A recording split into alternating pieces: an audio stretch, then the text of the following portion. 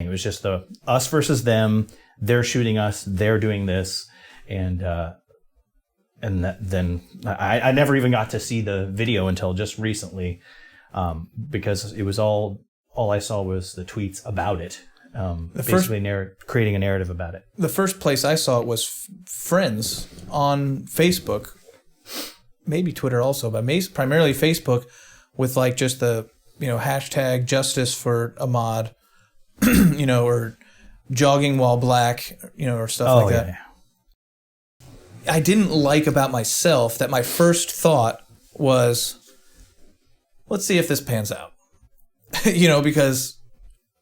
It felt the same thing with the Trayvon Martin. See a little 14-year-old kid holding his football with like an angelic little happy face, black child gunned down. Like actually he was 17. He was bigger than the guy who shot him, and he probably attacked him first. It's like, I was like, okay, let's see how this one pans out. That was my first thought, and I didn't like that about myself. But it's kind of You're not at fault for that. This is... thank you. I felt so bad. No. What do you mean? I mean, this is what is so poisonous about the left that we have right now. It causes rational people, good-willed Americans, to have that. All Americans should have what David French and others who do the typical retweeting and all of that. All good Americans have that reaction. You see that. I watched that footage, and it hurts big time. You're like, it's tragedy. It's worse than tragic. It's also poetic. I guess tragic's the right word. It's just poetically bad. It's not tragic in the flippant sense of, oh, every life lost is a tragedy. It's a tragedy in, this is a story happening that's soul-wrenching. Right. That they tell stories about because it's soul-wrenching. And especially in America with our history of racism, seeing that happen and then hearing the shot sucks worse than anything. And you're like, as every good American has that, I hate this. I hate it. And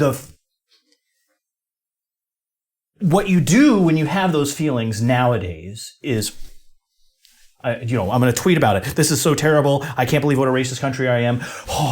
You get some kind of absolution for yourself. I was thinking less absolution, more I'm better than it. You do, yeah. Whatever it is, whatever that satisfaction you get, whatever relief you get from doing that is terrible. It's why social media is terrible.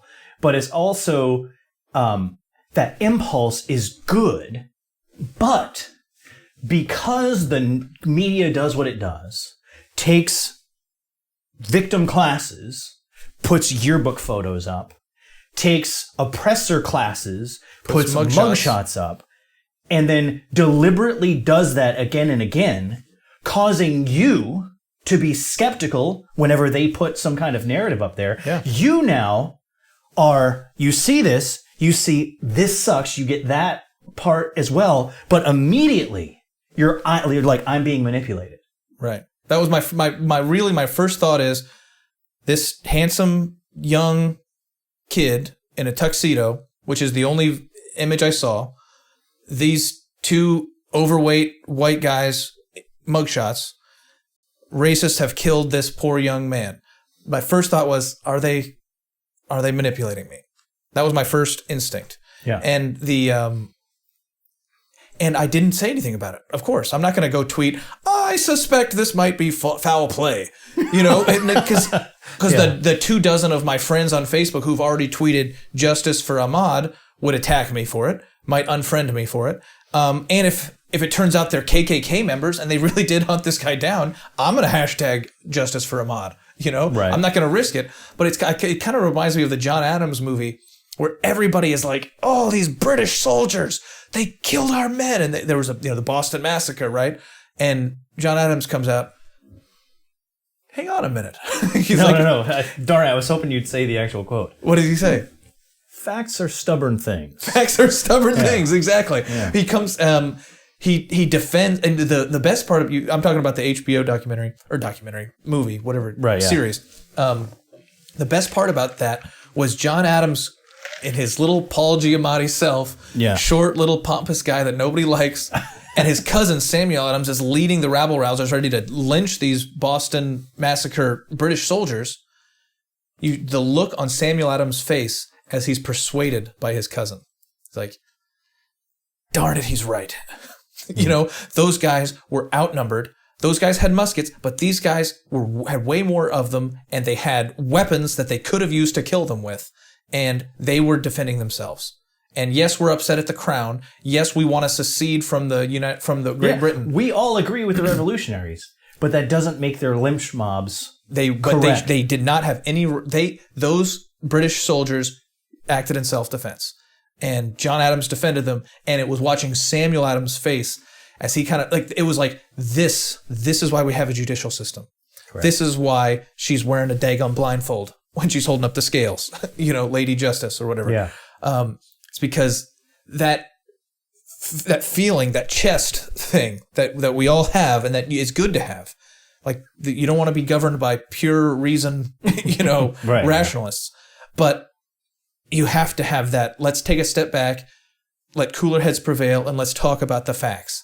And that is called racist today at times, or at least during this particular event. And that's it's. I was just wondering, is that a feature of social media? Is that making it worse? It's because the first 10 stories I heard about that were people's Facebook. Like, I don't watch TV. I didn't sit there and watch the news. Oh, there's a story. Well, there's two types of injustice that happen here. You do have cases where the cops, and this is why libertarians are always on the side of the left, or a certain class of libertarians are usually on the side of the left in these kinds of things. Because, well, first off, they're knee-jerk anti-cop because they like weed and all the other things. But they are typically skeptical of the fact that cops are an institution that have power. Government power is necessarily corrupting and bad by definition. And so there's probably corruption going on. And when they can get off their buddies, they're going to get their buddies off. Yeah. Okay. Yeah, that's probably going to happen. And if that happens, that's bad. Then there's the lynch mob side. Here's a case that a particular police force hadn't thought about for months. They had considered it a closed case. Twitter mob arrives. I mean, they technically said leave it open because there's a COVID-19. We have to delay a few things, but here's why we don't recommend pressing charges. Twitter mob comes along and says, this is poetically bad. We don't like the imagery here. Let's pull our pitchforks out and run. And it results in arrest. The guys have been arrested now. Yeah. They're right now in jail as we tape this. Yeah, and there are times when that is good. When you have a corrupt establishment, having a Martin Luther go, no. Or Martin Luther King. Or Martin Luther King go, yeah. That's great. However, it matters whether or not, what is motivating the mob? What is causing, and I think in this case, it's pretty clear that what motivates the mob is this image. You see the image, you have the reaction, and you immediately, it just puts your mindset in a certain way. And then your friends all jump on board, you've got a cause now, and it's like, boom, we're all marching on. You got some purpose in your life, and you're ready to. And so You're right that what matters is the facts on the ground. What differentiates a righteous revolution versus meaningless mob violence is whether there was a cause that was well thought out, right? Mobs even can have mobs always have poetically right reasons. Always, I think. Okay. I'll make that case. You don't get people ginned up for stuff that is ludicrous on its face to them. Right, of course. Right? It always makes poetic sense. So even when you're storming, You can make a mob by definition is a group of people advocating for some poetically true, poetically right thing. right? And I think the one G.K. Chesterton talks about is the storming of the Bastille. Accomplished absolutely nothing. You ran and you conquered a prison. Yay, you! Like there's nothing you got out of that. You got no political power out of it. Nothing happened beneficial to your movement except you stormed the Bastille, and that's Something. yay! Yeah, and that's so exactly right. It's almost like it is nothing really, but it's something poetically. It's something that matters to them. And so yeah, the mob always has that, and here the Twitter mob has that. We see the poetically bad situation: the white guy with the gun and the victim, the black victim. That stinks. That is just worst thing, right? And when you have that, you have a situation which is poetically moving people. And so what matters is whether or not that mob if their cause is just. They need a John Adams and Thomas Jefferson to be arguing about it for 10 years before they, Well, no. battle at Bunker Hill. In this this is the thing. This is why mob violence for its own sake is never good. Meaning you should always be anti-mob until there's no other recourse. Right? Until the establishment is so corrupt that it needs to be pulled down. So that's a good point. So when there's no other recourse, let's get the pitchforks and burn this thing down. What I think is particularly egregious is that there is a I don't even say a financially vested movement on making that case all the time. It's like you're talking about Thabiti Anyewibble retweeting, they're shooting us in the streets. We've got no recourse but to just have a big Twitter mob saying, these two guys, arrest them, justice for Ahmaud. It's like, no, you have a court system. You have a system of appeals. You have all kind of things. They had the district attorney look into their case, evaluate the evidence. Well, this is exactly right. You're hitting on, I think, what the underlying poison of it is. There is a poetry manufacturing thing going on. There's not Thabiti is not one of a bunch of people working for a black organization that's going, this Michael Brown one we shouldn't make him a hero.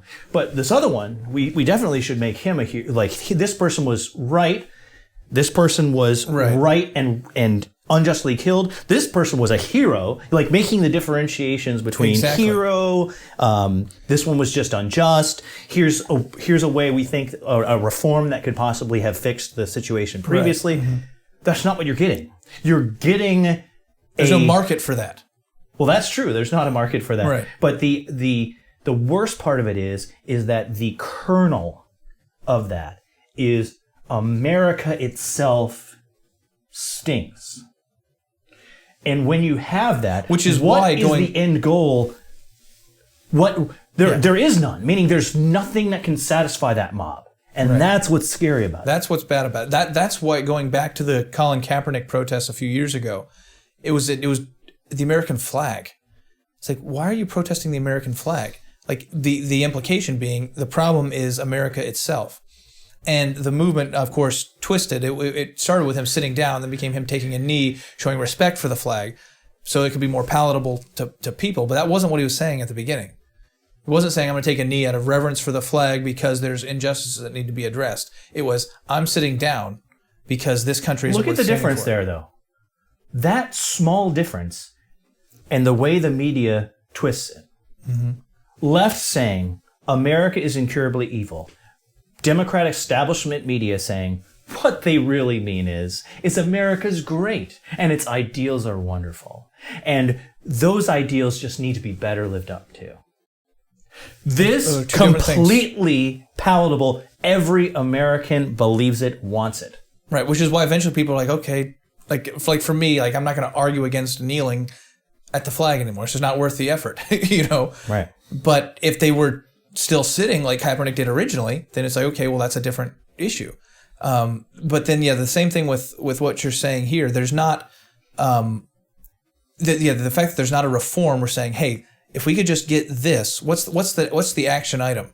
You know, I've even seen people saying that, but like there's not a specific answer to it, other than burn it all down. But the fact is, there are if there is a major problem, there are recourses to it. But when you just make everything that might look like it's somewhat similar to a problem into a huge egregious problem that we all need to go burn everything down about, it's just, of course, it's just going to further divide.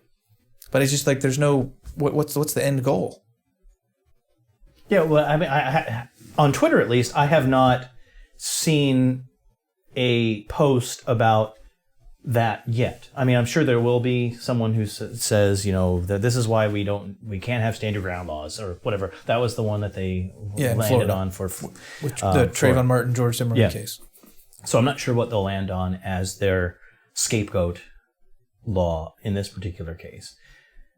But but the problem or what's motivating the mob is obviously not that. And it's sad and sickening that now you and I, when we see a narrative that causes the same kind of American... Which should be just empathy, like, oh, guy's shot. Yeah, you're right. There should be a shared outlet for empathy that is not immediately channeled into leftist anti-American garbage. Exactly. That's really what I'm saying the problem is that I don't like the fact that my first thought is, where are they pulling the wool over my eyes here? I don't want that to be the fact, but it's happened so many times. And it might be happening now. I don't know in this particular case. Well, there's the famous MSNBC editing the George Zimmerman 911 call. They made it sound like he just volunteered the information. Oh, he looks black. They edited out the fact that the 911 operator had said, what does he look like? He describes his clothing. Does he look white or black? He looks black. That's a totally different thing, Right. He was actually reluctant to say it because he has what every American has, which is that racism, the top button thing. Yeah, don't even mention it. But that's media. But that's not really what we're talking about now. We're talking now is more social media narrative, like ignoring anything that I've seen on the news. I haven't even seen anybody on the news talking about it.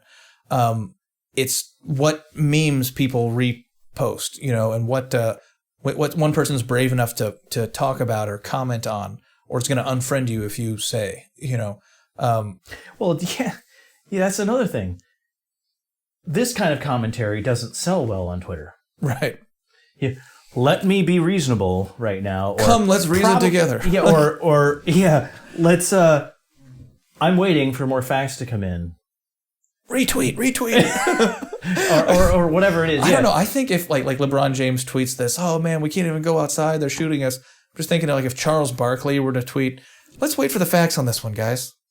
You're right. He might get 1,000. Well, he would, and actually Candace Owens did something along those lines.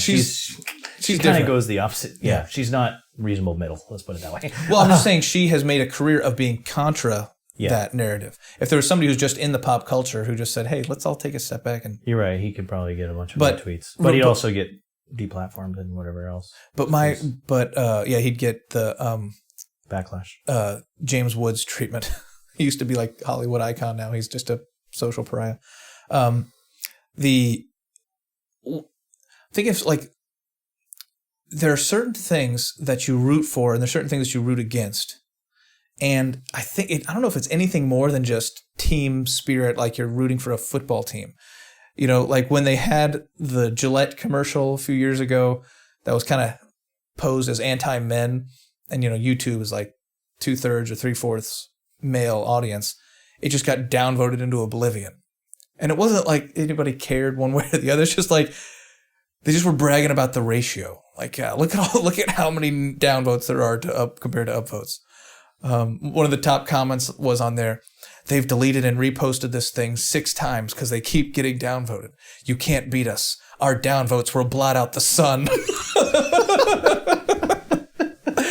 But anyway, it was just really funny to me with the Plandemic movie that just came out. Bunch of right-wingers, bunch of conservative evangelical plebes.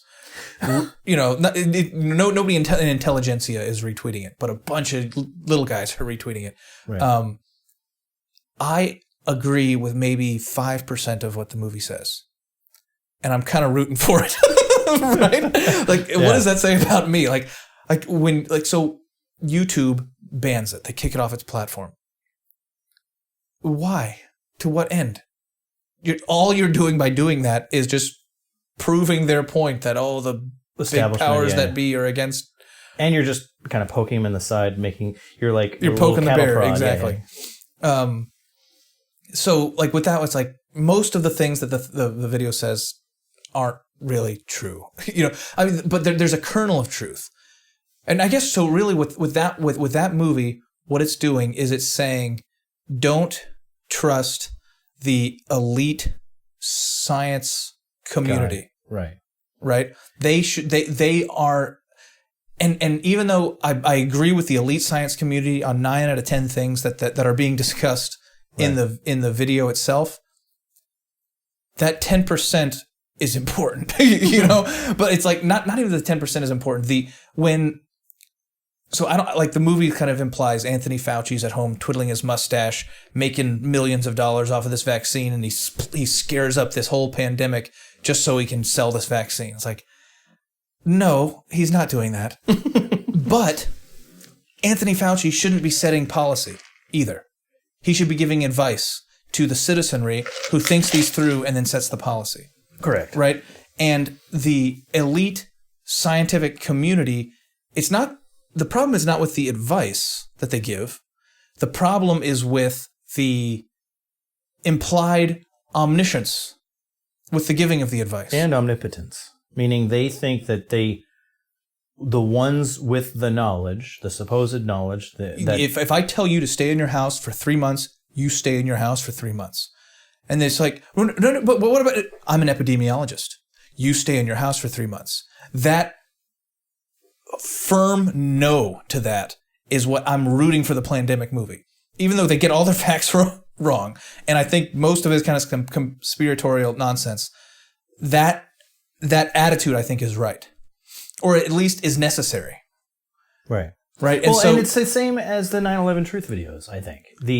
I think there was an attitude to it that is... I was about to say it's not at all like the 9/11 truth videos, but go ahead. No, but I think it is. It's the 9/11 truth video had a poetic kernel to it as well. We're being sold something here. We're being sold war. I don't really like that. They're pulling out all the patriotic stops here to get us to go fight some brown people in the Middle East. Something's wrong. I don't buy it. Let's watch this thing and pretend that steel melts at different temperatures and whatever else. It manifests in absurd ways, always. The conspiracy never makes any internal sense. But they don't have the factual information to debunk it. But the kernel is there. And I think the kernel for the 9/11 truth videos was, the kernel of truth is, I don't like that the establishment is selling me war based on patriotism. And here it's, we might have to just leave that one alone because I see that one a little differently. But I do think what you're describing is kind of what I'm saying is with the Plandemic video, is that there is a gut response that the people ought to have that the movie is kind of tapping into and representing. Well, I don't know if it represents it that well, though, because it doesn't represent well. That's the problem. So that's why I'm saying it's kind of more like a 9/11 truth video. The 9/11 truth videos were not a good vehicle for the anti-establishment movement. It was a plebeian outlet. That's what this is. It's for people who have that feeling. It's a place that they can go and have that feeling validated in absurd ways that goes nowhere, but it allows them to validate those feelings. There may be some use to it, maybe some social good that's by allowing people that's what's hard to say, as I don't know what the right way to handle that is. Well, the right way to handle it is to allow people to think it and then allow them to grow out of it on their own. I mean, of course you allow. What are you going to not allow them to think it? That's what they do. YouTube banned the video. It wouldn't ban 9/11 truth videos because it likes anti-conservative establishment movies. It doesn't like anti-liberal establishment movies. True. Because they're part of the liberal establishment. Google is the liberal establishment. It is a huge chunk of it. Right. And so, yeah, but I'm saying as a person who watches the video and your liberal friend posts, this is why these guys are idiots. I can't believe I have friends who buy this. I don't like that, but I don't want to just say, yeah, retweet either, So it's kind of one of those things like I want there to be a very healthy skepticism of Anthony Fauci. I want there to be a healthy skepticism of war. Yes. Don't shut down truth or videos. Don't shut down Plandemic videos. How hard is that? But nobody's saying, I'm not arguing to shut them down. I'm arguing what should we do? How should we engage our friends who are saying Bush planned 9/11, their vaccines cause autism, and Anthony Fauci invented this virus just to make money on the vaccine? I would say, wow, he's a genius. What is autism? Define it. I mean, just case by case. Yeah. Okay, very good. Come, let's reason together once again. Yeah, it worked so well in the previous. Yeah. Well, I guess that's really the issue is there's not a market for come, let's reason together. I think the issue is markets follow the society. Right. Markets exist in all societies. We don't have a society that values come, let's reason together. Correct. But let me make that case a little bit more broadly. No, I'm going to interrupt you again. Every society has a market. It's been a part of every society. No matter how monarchical you are, a monarchy will have a market, an aristocracy will have a market, and a democracy will have a market. Markets service the power brokers, right? So in a monarchy, you're going to have markets like, let's say, for music. You're going to have markets that are for the king, right? The king gets to sit there and refine his tastes all day long. Same with the aristocrats. They refine their tastes and they hire the bourgeois. Yeah. Right? They hire the marketplace and then they create something for the elite, refined people to enjoy. What are our markets creating for? The demos. They are creating for the appetites of the lowest of the low. Porn. The most debased and debauched music you could possibly imagine. Whatever you like, whatever appeals to your most basic emotion, it will be satisfied.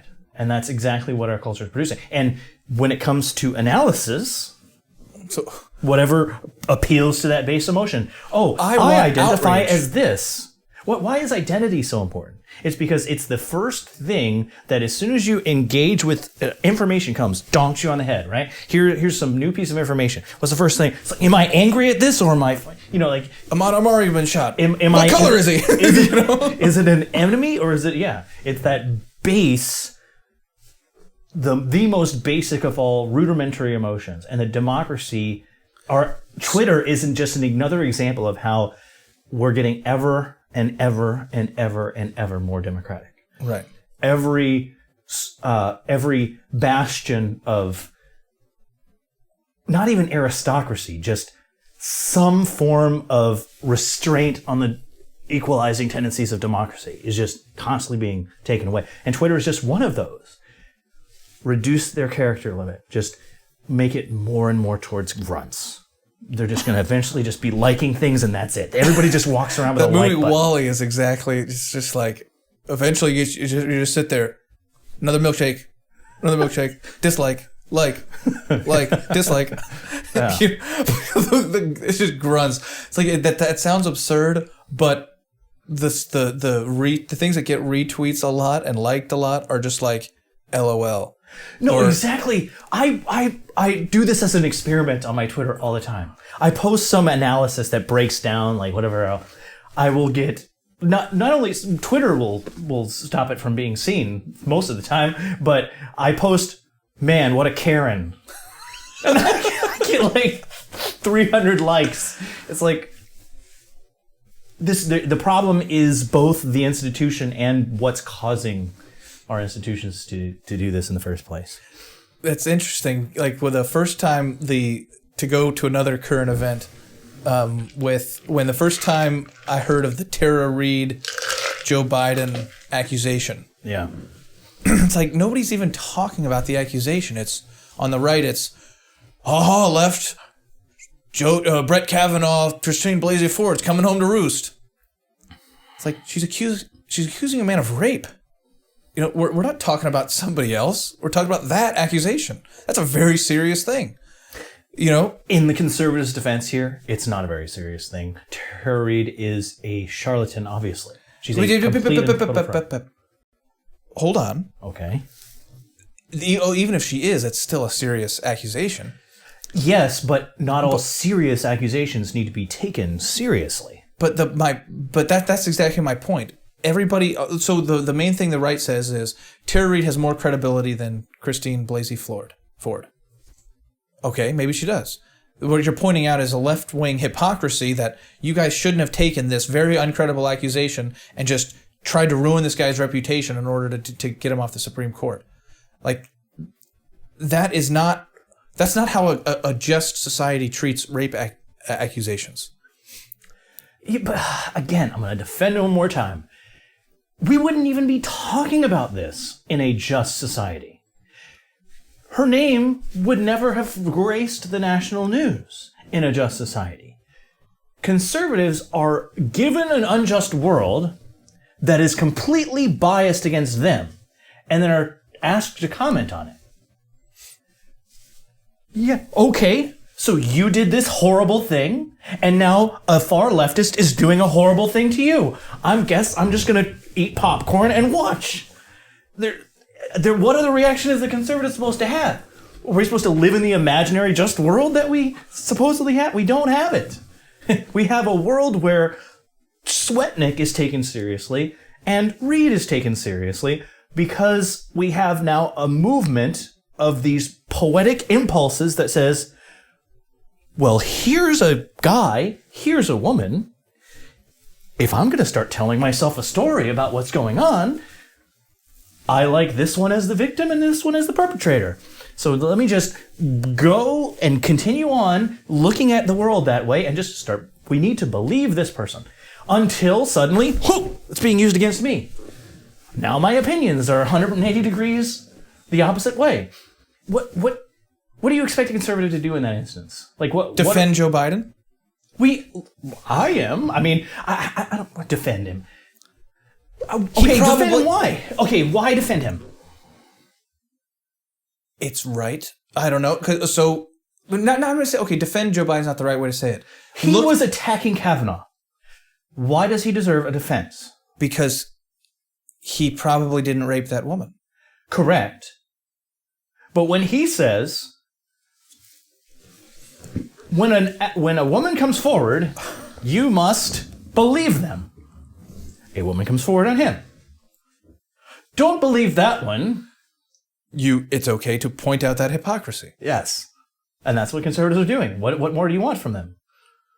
To not engage in it themselves? Okay. Right? I mean, you should say... So you're mad at any conservative who actually believes the accusations? I'm not mad at anybody. What I'm saying is... So the problem with... Like like Gandhi says, an eye for an eye makes the whole world blind. You don't say, oh, let's derail Joe Biden's campaign because, they did it to Kavanaugh. Nobody really wants to do that, though, because we all want Biden to win the nomination. You guys all want Biden to win the nomination? I do. I mean, do you? I mean, it's if I can read political tea leaves the way I think I can, he was destined to lose this upcoming election from the beginning. But we don't have to get into that. I mean, it's just... We'll see how well your political prognostications go. Just like Romney. I mean, what a stale turd that man was. And what's friggin' name? John Kerry, another one. This reincarnation of the anti-incumbent just keeps happening, and it keeps losing. This is, I mean, to me, it just seems like, of course. Is it just another problem of democracy? It's like, we've got the establishment, the people who hate him, or not the establishment, the incumbent. The people who hate him, are we going to say, well, here's his good qualities. Let's discuss that, and we'll find somebody who might better serve our republic. Or are we just going to appeal to the guy, I don't like that guy. Who's the opposite? Him. Well, no, Biden's that's not how it goes. Yeah, but I'm saying the most grunty anti-Trumpism is not Kamala Harris or Pete Buttigieg. Yeah, it's Obama's VP. Where's he at? Get him up there. That's like the most democratic opposition. Maybe like Trump was the most democratic opposition to Obama, but I'm not as sure. You're mixing up a couple of things. There is, yes, the element of the grunty opposition, and we had that with Obama. We had the Tea Party, and we get people in there, and we oust whatever. But we ran Romney. The Tea Party of the left is happening, and people like to pretend Occupy Wall Street was a real thing. That AstroTurf nonsense was a mimicking of the Tea Party momentum, because the media was like, why do we have to constantly cover how excited the Republicans are? Let's start covering how the left is just really whatever. Anyway, that was nonsense. But a Tea Party of the left is coming. And when Biden loses, just like when Romney loses, it's going to be huge. If things go that way. Obviously, history rhymes. It doesn't necessarily repeat itself. But anyway. I still don't see what your strategy is on Come Let's Reason Together. You've got an accusation that doesn't, at least to me, doesn't seem to make much sense against Joe Biden. At bare minimum, we should be saying, right to face your accuser, presumption of innocence. No, that's not the stuff I care about with regards to this. Biden's going to get due process. He's not going to jail. He's never going to face legal repercussions. Yeah, well, that's the difference between him and the father and son shooters in the like that. So, but it's they're similar. They're related. It's like, okay, yeah, Biden's not going to go to jail probably, but he could lose his job. He could end his career in disgrace. Right, like but Chris Biden Matthews, for belongs. example. But politicians belong, and the results of elections belong in the kangaroo court of public opinion. People's lives don't belong in the kangaroo court of public opinion. I don't know that I agree with that. Like, so you take Al Franken, who, leftist that, I don't have any intention of defending his personality, but I don't think he should have been booted in disgrace. Booted? He was the senator in Minnesota. Oh, Al Franken. Oh, yeah. For some reason, I thought you were talking about someone else. Yeah. Okay. Like that's it. Like because he's on the other team, that's okay. Or well, no. I'm not defending the way public opinion decides things. I'm just saying when politicians fall prey to political democratic forces, that's one thing. Politics belongs in the realm of politics, and public opinion's waffling makes politicians go one way. The world is neither the least bit better or the least bit worse that Al Franken doesn't have a job in public service anymore. It matters nil. What matters... You got some proving to do. Like, I'm not convinced of that yet. It doesn't. What? How? Okay. How much stock are you willing to put into a politician having a job or not? That is completely irrelevant, I think. Okay, then the same thing would have been true for Brett Kavanaugh. He should have stepped down. He should have been forced to resign. I'm not saying he should have. He should fight it out, just like Al Franken should have fight it out. And it's all part of a giant... in the case of Brett Kavanaugh, what makes it slightly worse is that the Constitution intentionally set up some roadblocks to the Democratic influence on the court that are being overridden. So that's slightly different in that we shouldn't even be having the discussion in the first place, because the fact that the discussion is relevant enough to matter means that senators are not deciding this based on the merits, which means senators are too democratic, which means we probably made a mistake with the 17th Amendment, and we've got other problems. Well, so, that's all part of your argument of it's going more and more and more and more democratic. Exactly. So that's a problematic element with Kavanaugh. But when it comes to elected officials, like this one didn't win the fight over poetically being able to justify themselves. Yeah, whatever, doesn't matter. It's a big deal if the Twitter mob, the ones who are in the realm of politics, can thereby cause you to face a murder charge. That's bad. That's scary. Well, it's not necessarily bad if the system is so corrupt that the mob is justified. Right. If the mob is the only one calling for justice, then you got to join the mob, right? Right. But that was the thing. Like I'm watching the people calling for justice for Ahmaud, and the other people saying, "Let's look at the facts of the case." Well, and I'm just picturing myself as both. I'm picturing myself as the victim of the murder. My family's grieving me. Mm-hmm. It's like I don't want them calling for lynchings. I do want the guys to have their day and face their day in court, But I'm now picturing myself or like my family member as a person who's suddenly who shoots somebody in their own mind, at least in self-defense, and now there's a mob calling for them to spend the rest of their life in prison. That's scarier to me, like that. That's in my opinion, that's what's happening. Like I think the guy basically acted in self-defense. I'm not going to defend every decision he made. I wanted to go somewhere else with that, but we might as well talk about that. Because immediately, I think you're not realizing one correct element of every left-leaning person who heard somebody say something like you just said. Right. Which is, the guys are pursuing them. And this is the problem in the Zimmerman case as well, and why those particular cases get so much traction in the media. Zimmerman was taking justice upon himself. And we can get into the problems with the social justice movement and how they're doing that in a problematic way. But just when you just talk about what's poetically wrong with, or what motivates the leftist reaction to this, it's these two white guys take it upon themselves to be cops and thereby stop a black guy. If I were that black guy, I would give them the finger and hope their car breaks down on their way home, or what, just if they fell on their own gun, I would go, poetic justice.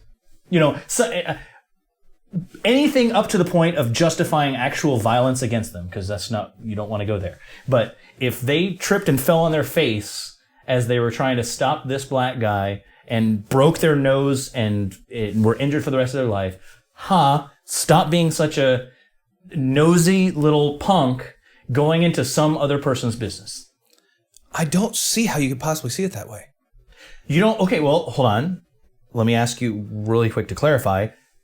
Based on the reports that I've been seeing people say on Twitter, he was a jogger jogging through his neighborhood. That's the problem. Well, okay, but if you get if you're the leftist. Okay, I see what you're saying. Okay, true. The only thing I knew about it was what I heard on the media. Correct. It's a 25-year-old kid out for a jog. Two people suspect him of something that he had absolutely nothing to do with. They're telling him to stop. They're pointing their guns at him. And maybe he's even up... Like, here's the part that really bugs him. It's like, what if he was up to some kind of minor no good? They hate that the cops come down on things like marijuana offenses just to throw blacks in jail. You got to remember that element is there in their thinking as well. So these punks... Here's what the point you're making is. I'm looking at it from... I've spent a couple hours looking at all the underlying police reports. The DA reporting to the chief of police as to why they didn't pursue charges. Right. All of the facts of the case that are very, very different from the media narrative. Correct. It's like the John Adams with the poor Boston massacred British soldiers again. It's like the whole mob is saying these are British troops loyal to the crown who killed our brothers who didn't even have guns in their hand. These are KKK friendly know, cops who just want to hurt the black community. And that's really the problem, is that there isn't the John Adams saying, stop, let's look at the facts. Because the facts are, it was not his neighborhood. He was miles and miles from his own neighborhood. Okay. The guy was a cop. One of the guys who arrested him was a retired, very recently retired cop who had dealt with him in the past. We don't know for sure, but they probably recognized each other. Mm. They have now video footage of him trespassing. He was definitely not out for a jog that far from his house in cargo shorts. It's just, you can't jog that far. I mean, I guess he could have just walked all day, but it's just, it's the media narrative is very, very, very unlikely to be true. Right? Okay. And so now looking at it from that perspective, there's been 3 break-ins in my neighborhood over the last 2 months. 2 of them were stealing guns. This guy is trespassing on my friend's property or whatever it was. It's like, yeah, I get what you're saying. Let me. It's not that I'm saying everybody get in your car with your guns and pursue people. I'm saying I don't know what's going on with that neighborhood, but it could very well be the entire neighborhood's like saying, thankfully somebody is I'm scared to have my kids play outside because there's been 3 car break-ins in the neighborhood in the last 2 months. Here's the thing. If there were people breaking into cars in my neighborhood, I would want there to be people with guns outside who live there. I would prefer that, because people are less likely to break into cars when there are good citizens who live in the neighborhood with guns outside. But even saying that, like, and just so that the left who watches that, your black neighbor to have a gun, exactly, so that the white criminal who walks in the neighborhood exactly thinks twice. Right, exactly. Yeah, exactly. And so when it's like these guys are chasing him down, I'd give them the finger and hope they trip on their gun on the way over. It's like, that's not how I look at it. That's not how I would view it. And it's the exact same thing if the races were reversed. You know, if there was a person who you very reasonably suspected of up to criminal activity in your neighborhood. Well, let me point out a small. But then I would want him to be afraid to commit criminal activity in the neighborhood, and I would want him to leave. And so, if they're wanting him to get caught by the cops, which seems what they were trying to do, he wrestled with the guy over his gun. Like, you don't have a gun pointed at somebody ready to shoot him. If that's the case, he's not going to be able to take your gun away, right? And so, what it seems to me is they wanted to just hold him there till the cops came. That was their motivation. Was that right to do? Was that what I certainly not what I would have done or what I would have recommended other people do. But if the guy runs at him and tries to take his gun, and he uses deadly force to defend himself, I don't think that guy belongs in jail. Well, there is the one thing of, and I certainly don't think he belongs in jail 2 months later, or how long it's been, 3 months, 2.5 months later, because a Twitter mob has demanded it.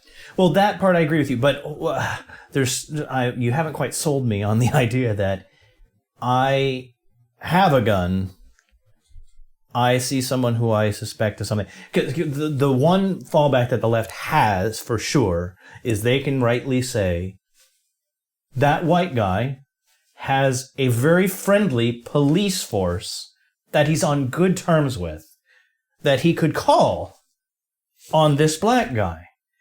Him being the vigilante, going with a gun to cut him off at the pass, at the very least was very poor judgment. So we gotta give them that, I think. And it very well could have been. I don't think any of us know enough of the details to say it was for sure. But regardless, what would be a detail that would say, no, that was necessary? Well, because that's the part that they're going to say. So 3 gun-related things. 2 of the break-ins in the neighborhood were theft of guns, and one of the victim's previous criminal charges was carrying a gun at a school function when he was 19 at a school he didn't go to. He was at a high school basketball game. The cops came. He threw the gun in the bushes and ran. Okay. And again, you're asking for what hypothetically would make it not be poor judgment. If and then later he had a theft that guy whose son ended up shooting him, that guy was involved with his arrest when he had a theft, breaking his probation from the gun charge.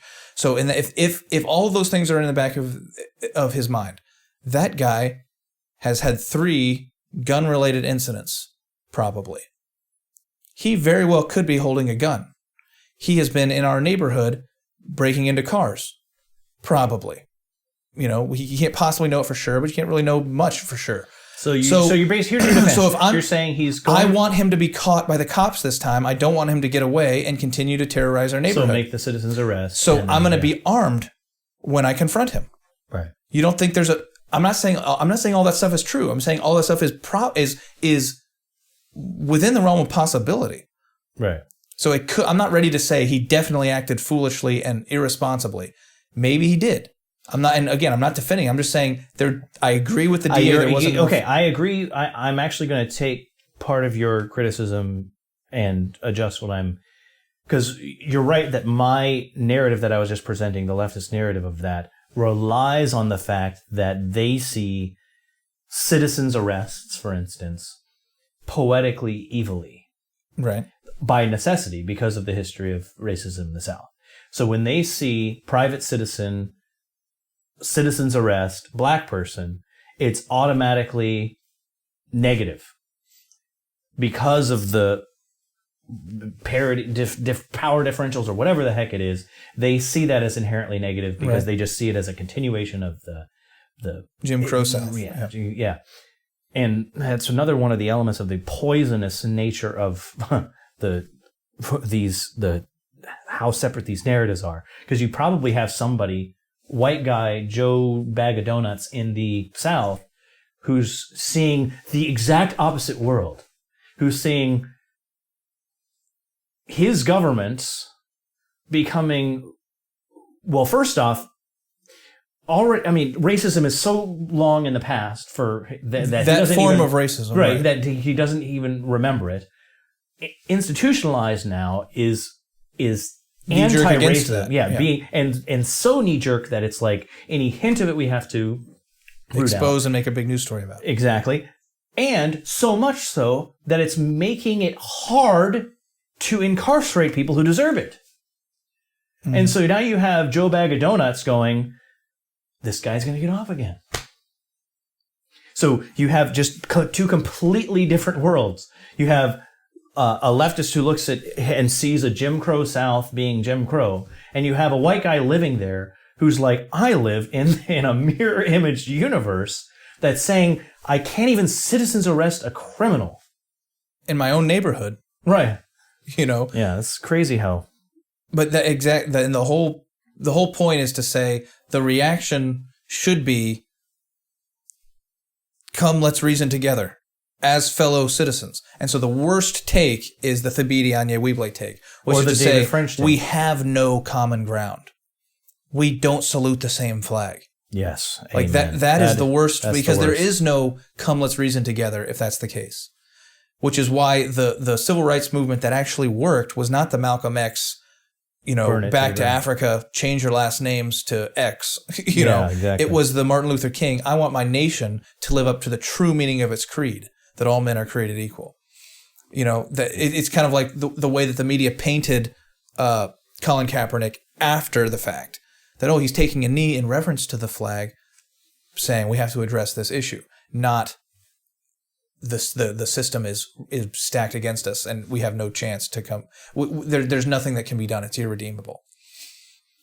There has to be a common ground where both, as an American person, you have had this experience, I've had this experience. We both look at this, we see a narrative that's different. Yeah. Acknowledge the fact that Americans saw that and hated it. Because if you don't, And you know what else is poisonous about this? The poisonous nature of Twitter not only doesn't allow the reason to gather people to get traction, but because of the left and the way it is. You know what? The only other thing that gets traction? The friggin' biased against the black guy, where real racism is coloring their perception. Yeah. The one where you're like hearing a guy claiming to be all reasonable and saying, I'm just looking at the facts, and yet is talks just about all sorts of racist oh stuff. my gosh. Like, I don't even want to mention his name. Don't mention names. Yeah. Why does it's not like Twitter is actively promoting alt-right trolls. Correct. They're actually very much actively suppressing them. So how does it promote them? Well, number of ways. One, by stifling somebody, you stop people from debunking them, for one. That's one thing from just my interactions with them. Every tweet thread where I totally eviscerated some alt-right troll now has a blank correspondent, right? So there's like, you're suppressing the debunking of bad ideas. These ideas are on their face bad, and just to say them is to debunk them almost. Right. It's like more people on the right would be against the Plandemic video if you just let it roll and let Daily Wire and PragerU talk about it. Exactly right. But instead you hold it down, and now everybody's like, I wonder what the Plandemic video has to say about it. Right. And the other way it does it is by promoting an us versus them narrative on the left, meaning tweets that say they are killing us. And just that's the essence of the tweet. Right. Dividing America into white guys, black guys, never the twain shall have a shared identity. And there's murderous animosity between them. Correct. When Let Us Reason Together, We're All Americans is down here in the Twitter feeds, and us versus them is here in the Twitter feeds.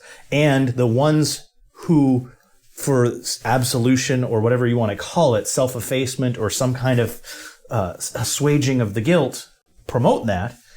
When this is what's promoted, whether the algorithms are doing it or our latent guilt is doing it, whatever it is, that automatically is going to benefit the other side, because you have somebody who is for the reasonable middle. I like reasonable middle. I'm kind of off-put by just people getting all gung-ho and stuff. I like to be reasonable. That person goes, well, there's there's the us message. Where's the them? Where's the them message? Let me go hear this kind of problematically racist take over here. And here's an overtly racist take on this side. And now I'll be able to reason it, because this is this guy spinning the facts this way. This is the us spinning the facts this way. This is the them spinning the facts this way. And now I'll have a reasonable perspective. You're promoting the alt-right by making this the other narrative. It's awful. So the answer is just the best you can. Come, let's reason together. Which is hard when things are so... When it's something that touches it so sensitively that somebody's offended, and even like... No, and you're saying it's okay to kill me, or you're saying that I don't have any virtue for retweeting this article. Both of those things are really offensive, Right. And so they don't want it. And if you want to take this in a different direction to wrap up here, I think this is why we need reparations. I think this is why Trump... If Trump and Marianne Williamson did a joint press conference on the Ahmaud shooting... Yes. And promoted a reparations bill. And had all the black religious leaders there talk about it, pray together, and then put forth a post-pandemic benefit the black community's businesses, get them going. The absolution would be there. People would feel that relief in a way that actually was meaningfully good and attached to something that's not America sucks. Can we do that, please? Come on. It needs to happen. And just Yes, we're all suffering. The society is suffering from white guilt. Yes, right-leaning trolls. That's stupid and causes all sorts of problems. Yes, left. It is a lingering effect of racism, and it's really our fault all along. Great. Just solve it. Let's just come together and do something friggin' useful that's also poetically useful. Anyway. That's the issue. You need to persuade enough people to want it solved. People who don't have a vested interest in the problem continuing. I think you do have that with the souls of the Republic, but not with people who are talking heads for a living.